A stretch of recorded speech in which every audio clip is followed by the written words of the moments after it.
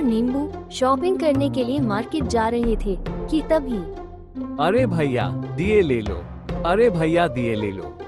ऐसे बोलकर अपने दिए बेचने की कोशिश कर रहा था, लेकिन कोई भी ग्राहक उससे दिए नहीं खरीद रहे थे। अरे भैया दिए ले लो, मैं आपको ये दिए बहुत ही सस्ते में दूंगा। अरे भैया दिए ले लो ना, अभी तक एक भी दिए नहीं बिके हैं, मेरे दिए आप ले लीजिए। अरे मैंने तुझे बोला ना, मुझे नहीं चाहिए दिए, फिर क्यों तुम जबरदस्ती मेरे गले पड़ रहे हो? ऐसा बहुत ही गुस्से में कहता है। ये सब आम देख लेता है। अरे भैया मेरे लिए ले लो ना। ऐसा टमाटर बोलकर अपने दिए बेचने की कोशिश करता है, लेकिन कोई भी टमाटर से दिए नहीं खरीदा है। इसकी वजह से टमाटर बहुत ही दुखी हो जाता है। ये सब आम दूर से खड़ा होकर देख रहा था, तो आम टमाटर के पास आता है और टमाटर से कहता है, अरे टमाटर जी आप यहाँ पर ये क्या कर रहे हो? आपकी ऐसी हालत कैसे हुई? 2 साल पहले मेरा एक्सीडेंट हो गया था, तो मैं कुछ दिन कंपनी नहीं जा पाया और इसके वजह से कंपनी वालों ने मुझे काम से निकाल दिया। तो फिर ऐसे में घर की ईएमआई और अस्पताल के बिल भरने में मेरी सारी सेविंग खत्म हो गई। मैं आपके घर गया था, लेकिन आप वहाँ पर नहीं थे। हाँ, मैं घर की ईएमआई नहीं भर पाया, इसके वजह से बैंक वालों ने मेरा घर छीन लिया। कि इतने में आम की पत्नी नींबू वहाँ पर आती है और आम से कहती है, अरे तुम यहाँ पर क्या कर रहे हो? मैंने तुम्हें कहाँ कहाँ नहीं ढूंढा। अब चलो भी, हमें शॉपिंग भी करनी है। एक तो पहले ही तुमने इतनी देरी कर दी।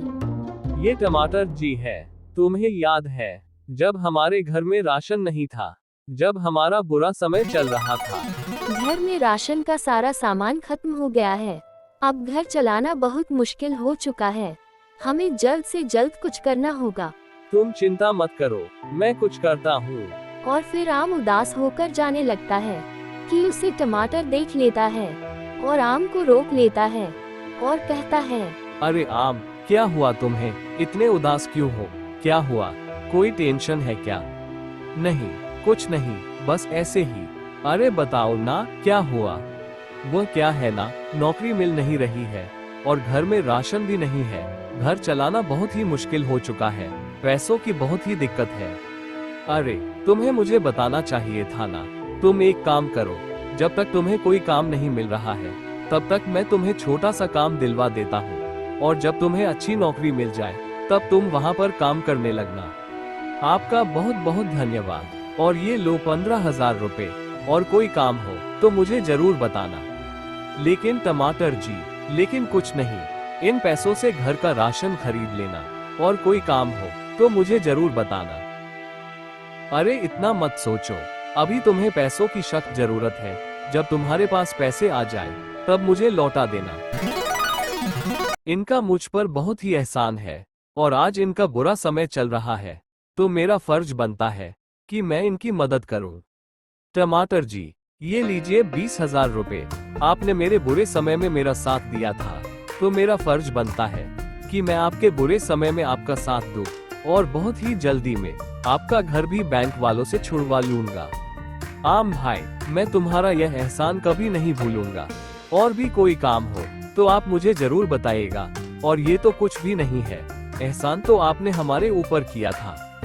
और फिर नींबू कहती है, मैं तो आपको नहीं जानती, लेकिन इनके मुंह से आपके बारे में हमेशा ही तारीफ ही सुनती रहती हूँ। ये हमेशा आपका ही गुणगान गाते रहते हैं, और आप इतना मत सोचिए, ये पैसे आप रख लीजिए।